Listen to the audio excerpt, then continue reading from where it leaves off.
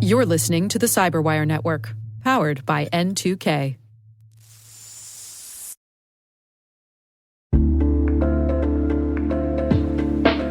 And now, a word from our sponsor, SpyCloud, the cybercrime analytics leader. SpyCloud disrupts cybercrime by telling you what criminals know about your business and your customers, so you can take action to prevent ransomware, session hijacking, account takeover, and online fraud. SpyCloud constantly recaptures and analyzes new data from the criminal underground, including credentials, session cookies, and PII siphoned from malware-infected devices. With knowledge of the specific exposed data criminals have in hand from InfoStealer malware on managed and unmanaged devices, security teams can respond with a more efficient and effective process called post-infection remediation that fits seamlessly into existing incident response frameworks. Get SpyCloud's post-infection remediation guide outlining the 7 steps for preventing a malware infection from becoming a full-blown ransomware incident. Visit spycloud.com/cyberwire. That's spycloud.com/cyberwire. And we thank SpyCloud for sponsoring our show.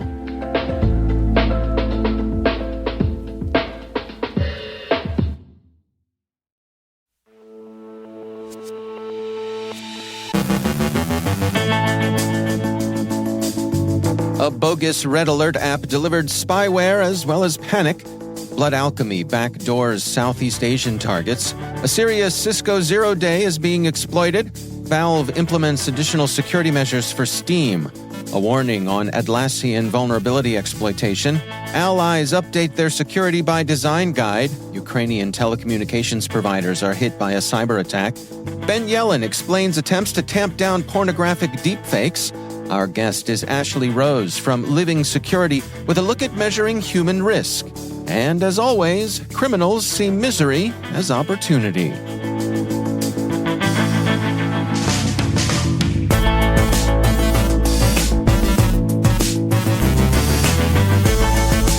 I'm Dave Bittner with your CyberWire Intel briefing for Tuesday, October 17th, 2023.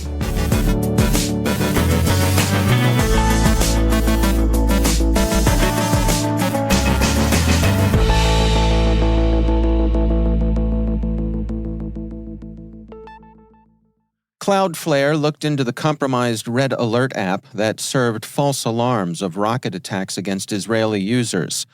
They traced it to a knockoff of the legitimate RedAlert app, and they found that it had spyware functionality as well as the obvious panic-inducing disinformation. Cloudflare wrote, "The malicious RedAlert version imitates the legitimate Rocket Alert application but simultaneously collects sensitive user data.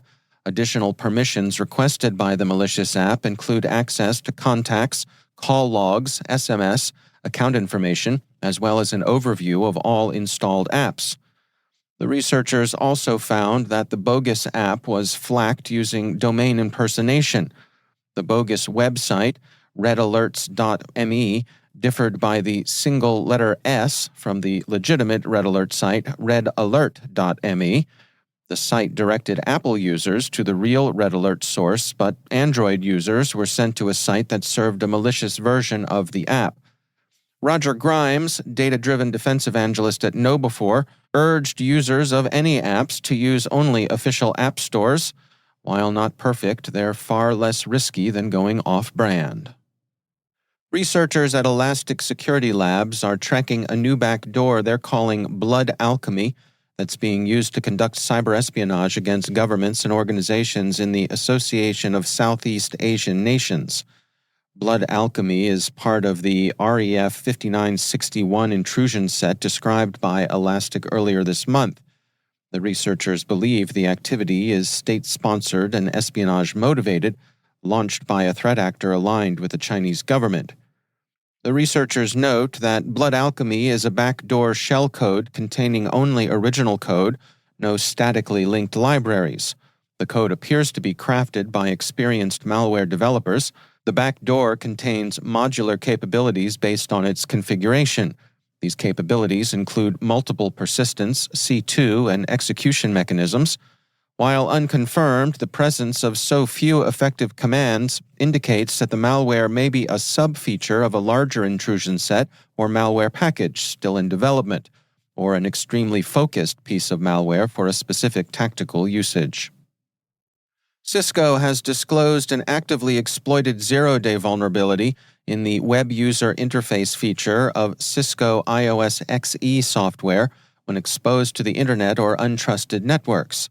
Cisco states, successful exploitation of this vulnerability allows an attacker to create an account on the affected device with privilege level 15 access, effectively granting them full control of the compromised device and allowing possible subsequent unauthorized activity. Cisco says a threat actor has been exploiting the vulnerability since at least September 18th, with broader activity observed in October. Cisco says, we assess that these clusters of activity were likely carried out by the same actor. Both clusters appeared close together, with the October activity appearing to build off the September activity. The first cluster was possibly the actor's initial attempt at testing their code, while the October activity seems to show the actor expanding their operations to include establishing persistent access via deployment of the implant. Cisco strongly recommends that organizations that may be affected by this activity immediately implement the guidance outlined in Cisco's Product Security Incident Response Team advisory. Valve will require additional security measures for game developers on Steam in an attempt to prevent compromised developer accounts from being used to push malicious updates, Bleeping Computer reports. On October 24th, Valve will begin enforcing SMS-based security prompts for new updates to games' default release branches. Bleeping Computer notes that the move follows a spike in the use of compromised Steamworks accounts to distribute malware over the past few months. Yesterday, CISA, the FBI, and the MSISAC issued a joint cybersecurity advisory on the active exploitation of CVE 2023-22515, a vulnerability in Atlassian Confluence data center and server, a widely used collaboration platform. Exploitation enables a malicious actor to create unauthorized Confluence administrator accounts with the attendant possibility of data exfiltration. The advisory recommends immediately upgrading to a patched version of the vulnerable product. The advisory doesn't offer attribution of the ongoing exploitation, but various security firm researchers credibly point to China's Ministry of State Security as the probable responsible threat actor. The Five Eyes, plus Germany and the Netherlands, previously produced the original guide to security by design, titled Shifting the Balance of Cybersecurity Risk, Principles and Approaches for Secure by Design Software. They've been joined by their counterparts in the Czech Republic, Israel, Japan, the Republic of Korea, Norway, the Organization of American States, and Singapore in updating the guidelines. CISA described the goal of the updated version made available yesterday, stating, "This guidance is intended to further catalyze progress toward investments and cultural shifts necessary for measurable improvements in customer safety, expanded international conversation about key priorities, investments, and decisions, and a future where technology is safe, secure, and resilient by design." There's some minor skirmishing in the cyberspace surrounding Russia's hybrid war against Ukraine. CERT-UA reported Sunday that 11 telecommunications providers in Ukraine had experienced interference by an organized group of criminals tracked by the identifier UAC 0165. The goal of the attacks seems to be disruption as opposed to theft or extortion. The Hacker News says that a successful breach is followed by attempts to disable network and server equipment, specifically microtic equipment, as well as data storage systems. Researchers at Cluster 25 are tracking attacks by what they characterize as a Russia Nexus nation-state threat actor. The campaign aims at harvesting credentials, and it involves phishing with a baited PDF that carries an exploit for CVE 2023-38831, a vulnerability in WinRAR compression software versions prior to 6.23. The phishbait is a PDF that purports to share indicators of compromise associated with malware strains that include SmokeLoader, Nanocore Rat, Crimson Rat, and Agent Tesla. Cluster 25 offers no more specific attribution than Russia Nexus, but the Hacker News speculates that the activity may be run by the SVR Foreign Intelligence Service. In what they've declared to be retaliation for Belgian support of Ukraine, the Brussels Times reports, websites belonging to the Belgian Senate, Federal Public Service Finance, the Prime Minister's Chancellery, and the monarchy were affected last Sunday. Service had returned to normal on all but the Senate's site by early Monday morning. The hacktivists posted a message to the Senate's site complaining of Belgium's commitment last week to supply Ukraine with F-16 fighters by 2025. Finally, returning to the other major ongoing hybrid war, the one between Hamas and Israel, there's a surge in scams seeking to steal from people moved to donate to humanitarian relief in the Middle Eastern conflict zone. Financially motivated criminals are using opportunities for charitable donations as fish bait. Last week, Bitdefender's anti-spam lab saw an increase in these sorts of fraudulent appeals. Some of them are cast as appeals on behalf of humanitarian organizations, with the look, more or less, of a relief agency site. Others are cast as personal appeals, with the diction and false intimacy usually associated with people claiming to be the widow of a Nigerian prince. In any case, be wary and donate only to organizations you know and whose activity you can at least to some extent verify. A big flashing light of warning, Bitdefender points out, is asking for money in certain specific forms. Donation requests in crypto, wire transfers, and gift cards are a big red flag to be avoided at all costs. Resist, too, the temptation to let the scammer know that you're on to them and what you think of them. That just confirms that your email is being read and that there's someone with strong feelings behind your keyboard. They'll be back with more chum and other fish bait. And of course, do donate safely and securely where you think your charity is most needed.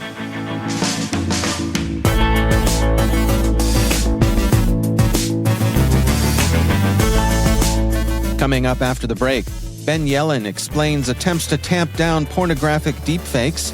Our guest is Ashley Rose from Living Security with a look at measuring human risk. Stay with us.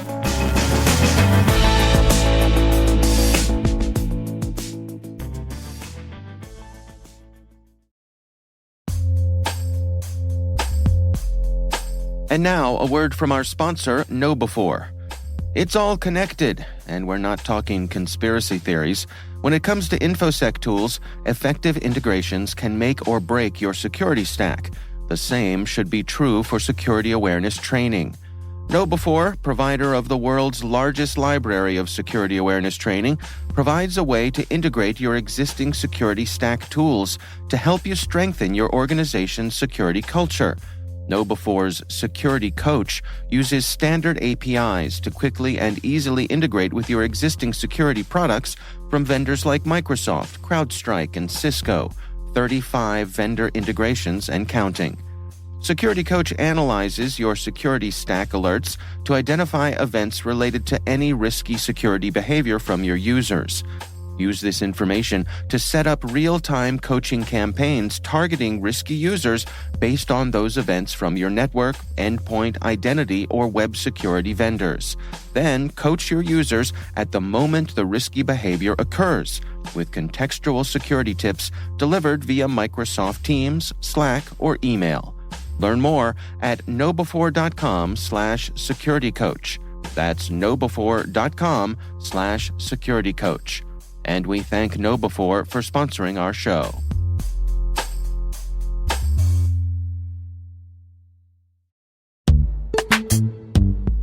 Struggling to secure on-prem apps with modern identity? Don't worry, you're not alone.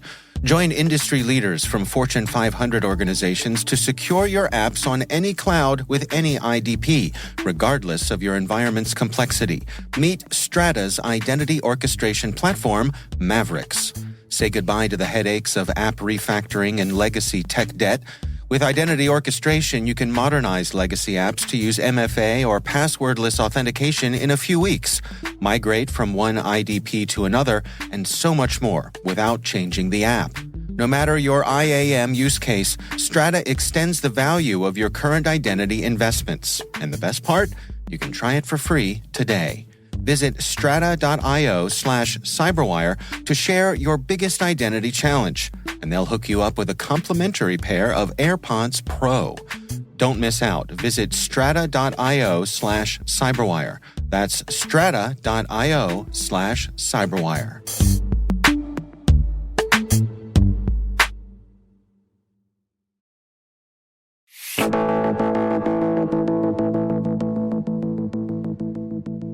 Ashley Rose is CEO of Living Security, a firm that specializes in the quantification of human risk.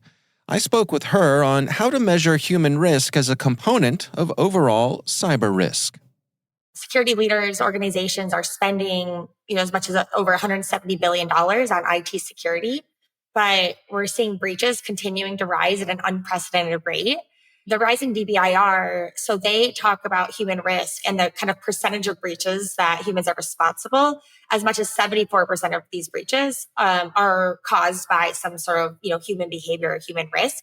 Yet we're only spending $2.7 billion on the training or the human problem. So, but one of the most important things to note is that cybersecurity is a human problem. And we've been trying to solve it through basically improper investment in other technology. And here we still are 10 years later. I hear folks talk a lot about insider risk. Is there a nuanced difference between that and human risk? So we look at human risk as an expansion on insider risk, because I think oftentimes when we think about insider risk, people align it more closely to, insider threat.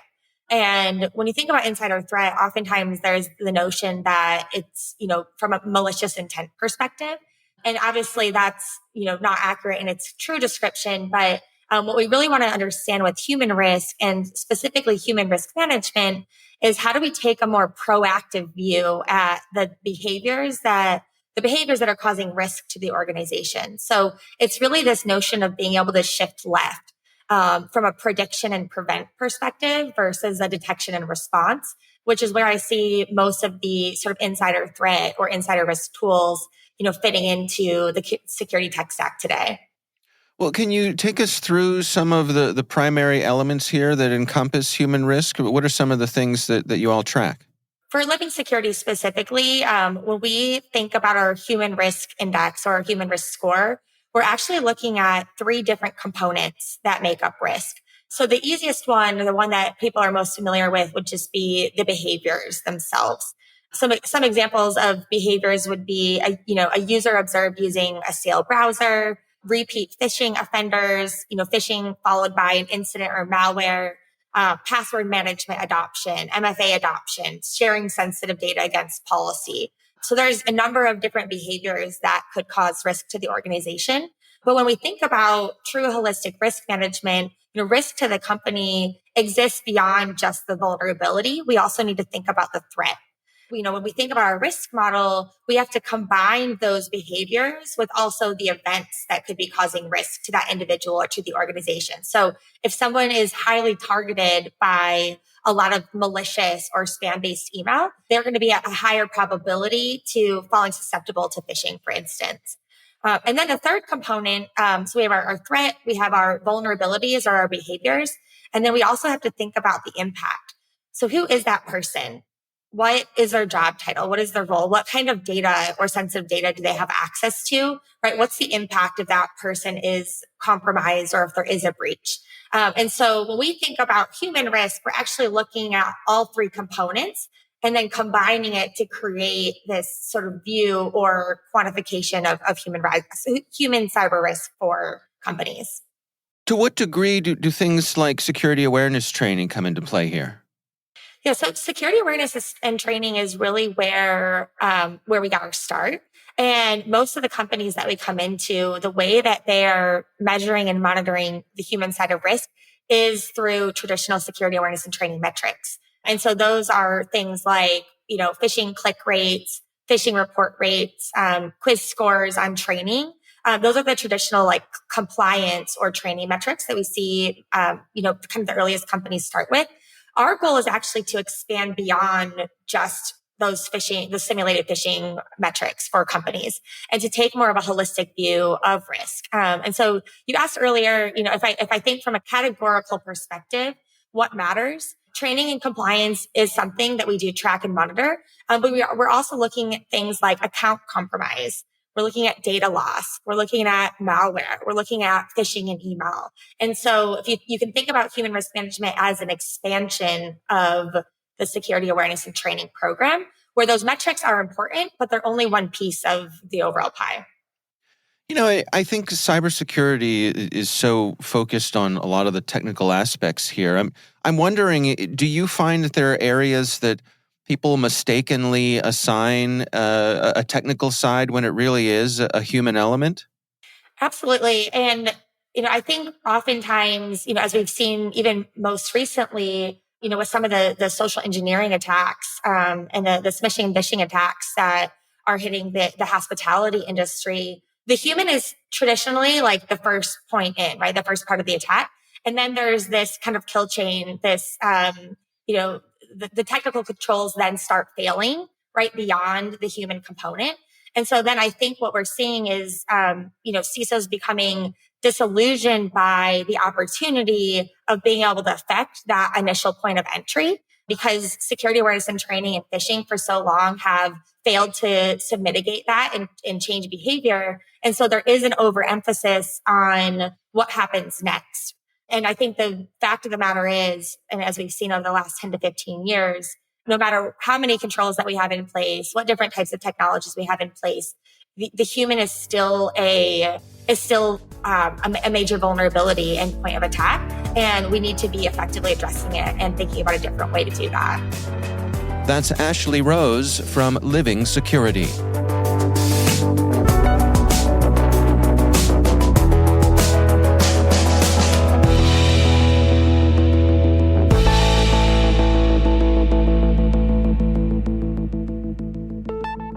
And joining me once again is Ben Yelin. He's from the University of Maryland Center for Health and Homeland Security and also my co-host on the Caveat podcast. Hello, Ben. Good to be with you, Dave. So, interesting article from Wired. This is written by Matt Burgess, and the title is Deepfake Porn is Out of Control. And it really highlights some of the issues that folks are facing here. It's certainly a policy issue. We've talked about deepfakes over on Caveat quite a bit.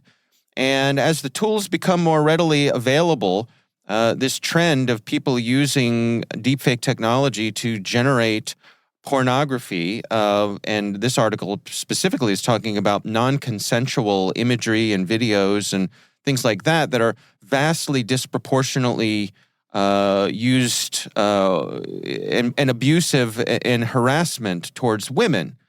And the issues there. Before we dig into some of the details here, is that a decent description of what they're talking about here, Ben? Yeah, I think there have been a couple of factors. One is the improvement in AI technology makes it easier not only to create deep fakes, but to make them more realistic. And then there's the proliferation of websites either exclusively devoted to deep fakes or partially devoted to deep fakes, to the extent that you can use search engines, Microsoft or Google, to find specific websites dedicated to hosting these images. So there's some responsibility, obviously, for the website makers themselves, but also potentially for these search engines, which are directing people to these websites. And I think deepfakes have been a problem for about a half decade, but the problem is growing exponentially because of these factors. And so what are some of the potential policy solutions to something like this? So it is really hard to target policies against deepfakes. I know here in the state of Maryland, we've had long conversations about how, just on a practical level, we can start to regulate it.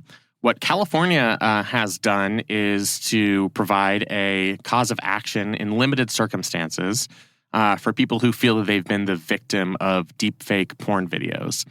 That is a solution that's going to be opposed by the industry. They don't want to be held liable especially some of these search engines. It's certainly hard at the federal level when trying to hold the search engines accountable. They are protected by Section 230 of the Communications Decency Act. Public pressure on the search engines is certainly something that's achievable. I think both Google and Microsoft expressed in this article that it is not their intention to facilitate the distribution of deepfakes. For Microsoft, they said that this violates their policies on what can be displayed in a search engine query, and that any result containing deepfakes should be reported. And I think Google said something similarly as well. So there's sort of the rely on the private sector or try to regulate this at the federal or state level.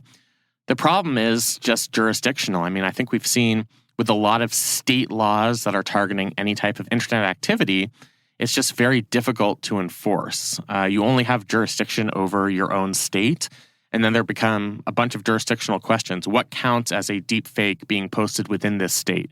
Are you banning residents of your state from accessing deep fake videos? Or are you simply banning people from posting deep fake videos, which you could only do if they are within the jurisdiction of your state? So this is not an exclusive problem to deep fake videos. We've seen this with states, for example, trying to ban TikTok in app stores that operate within the state of Montana, as one example. And I think that same struggle is manifesting itself on this issue. You know, I was puzzling through this in my own mind and wondering, could this go the way of CSAM, child sexual abuse materials? But I think because you could make a case where, for example, this is something that consenting adults could enjoy, you would have trouble with a universal ban of something like this. Yeah, I mean, it's very difficult because CSAM is very clearly unprotected First Amendment activity. There's really a carve-out in the First Amendment for CSAM. It's more complicated here. I think when we're talking about what this article is really referring to, which is the non-consensual use of these deepfake images or videos, that to me is more of a clear-cut case where there is no First Amendment public policy rationale for allowing that material. The risks certainly outweigh any of the benefits. But when we're not talking about non-consensual images, I think however disgusted you are, you have to recognize that the First Amendment comes into play. And there could be some artistic value or political value or just kind of any value adding something to the public square of conversation in some of these images that are going to trigger First Amendment protections. I think any challenge to both consensual and non-consensual deepfake videos are going to run into those First Amendment challenges because it is an inhibition on First Amendment protected activity. We have decided that a bunch of things that are technically or restrictions that are not allowed under our First Amendment jurisprudence should nonetheless be allowed for public policy reasons. We've done that in a number of circumstances, including certain types of obscenity, false advertising. So I think it's possible for us to make a societal choice that this type of non-consensual pornography with deepfakes is unacceptable and falls outside of First Amendment protected activity. We have not made that decision yet as a society. So I think it's going to be part of our national conversation. Is this another example of the technology perhaps outstripping the policy's ability to deal with it? Yeah, it always does. We've now gone about a half decade with deepfakes being an issue. I think, there have been congressional hearings on deepfakes and the deleterious impact of them. A lot of social psychology experts from many of our best universities have been writing about the harmful mental health effects of deepfakes on mainly the women being depicted in them. So it's certainly entered into the zeitgeist, but we have not seen a lot of concrete, outside of California, we haven't seen a lot of concrete policy changes in this area. So it is true that technology always outpaces the ability of our legal system to respond, and I think that's definitely the case here. All right, we'll point you back to the article here, again, written by Matt Burgess. Deepfake porn is out of control. That's over on Wired. Ben Yelin, thanks so much for joining us. Thank you.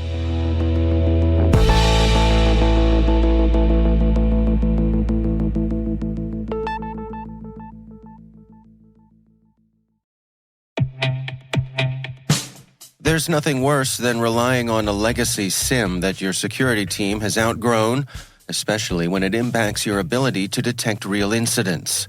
Hunter's SOC platform offers built-in, always up-to-date detection rules and automatic correlation that allows SOC analysts to focus on higher-value tasks that impact your organization.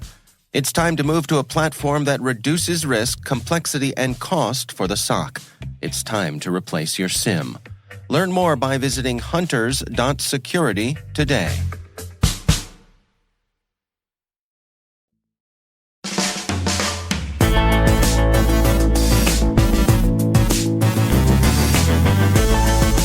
And that's the CyberWire. For links to all of today's stories, check out our daily briefing at thecyberwire.com. We'd love to know what you think of this podcast. You can email us at cyberwire@n2k.com. Your feedback helps us ensure we're delivering the information and insights that help keep you a step ahead in the rapidly changing world of cybersecurity. We're privileged that N2K and podcasts like the CyberWire are part of the daily intelligence routine of many of the most influential leaders and operators in the public and private sector, as well as the critical security teams supporting the Fortune 500 and many of the world's preeminent intelligence and law enforcement agencies. N2K Strategic Workforce Intelligence optimizes the value of your biggest investment, your people. We make you smarter about your team while making your team smarter. Learn more at n2k.com. This episode was produced by Liz Irvin and senior producer Jennifer Iben. Our mixer is Trey Hester with original music by Elliot Peltzman. The show was written by our editorial staff. Our executive editor is Peter Kilpie, and I'm Dave Bittner. Thanks for listening. We'll see you back here tomorrow.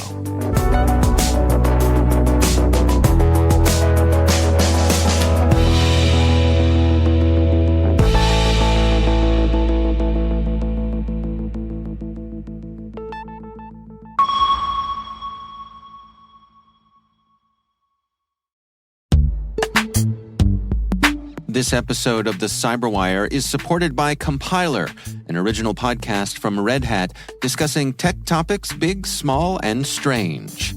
Compiler comes to you from the makers of Command Line Heroes and is hosted by Angela Andrews and Brent Simoneau. You know, one of the things I love about Compiler is the way they address issues that we're all thinking about. In a recent episode called The Great Stack Debate, they debate whether a software stack is like an onion, a sheet cake, or lasagna. That's the kind of metaphor I can get behind. If you're like me, you don't have a lot of time, and so you want to have a show that is concise and respects your time, and Compiler does just that. I hope you will check it out. Listen to Compiler in your favorite podcast player. We'll also include a link in the show notes. My thanks to Compiler for their support.